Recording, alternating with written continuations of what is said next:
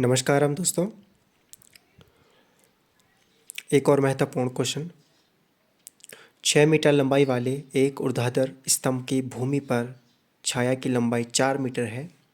उसी समय एक मीनार की छाया की लंबाई 28 मीटर है। मीनार की ऊंचाई ज्ञात कीजिए। यहाँ पे चित्र बन रखा है।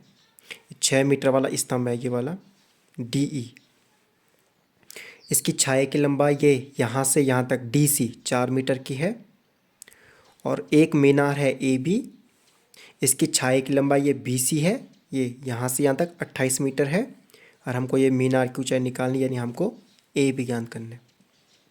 तो यहाँ पे देखिए दो त्रिभुज बन रहे हैं, एक तो ABC और एक छोटा वाला त्रिभुज है त्रिभुज CDE।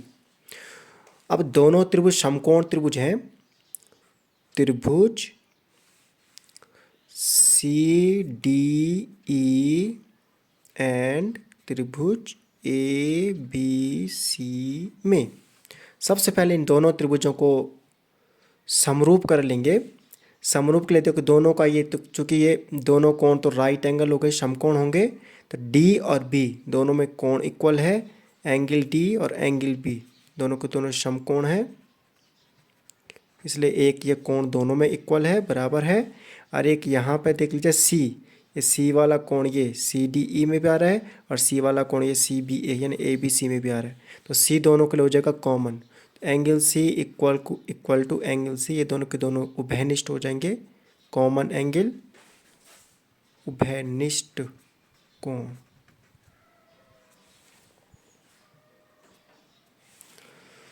अभी दोनों डबल A कसौटी से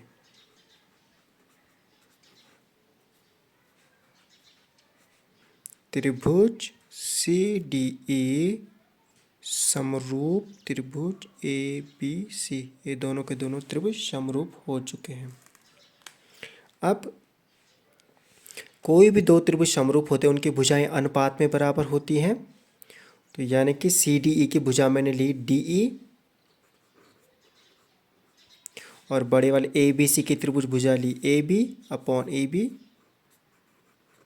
इक्वल टू हो जाएगा छोटे वाले त्रिभुज की भुजा DE और बड़े वाले त्रिभुज की भुजा AB। ये दोनों का आपस में अनुपात बना, ये इक्वल होगा किसके, फिर से CD की भुजा लीजिए यहाँ पे CD आधार वाली भुजा CD और ABC की आधार वाली भुजा हो जाएगी BC।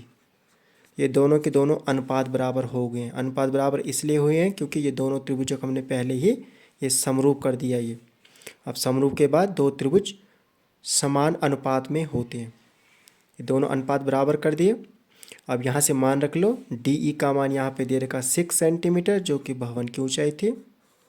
AB हमको ज्ञान करना है जो कि ये मीनार की ऊंचाई हो जाएगी, इक्वल टू CD ये देखो मीनार, ये भवन की छाया थी CD, ये भवन था, इसकी छाया थी CD जो कि 4 दे रखा है अपॉन, और ये मीनार की छाया BC टोटल ये 28 मीटर।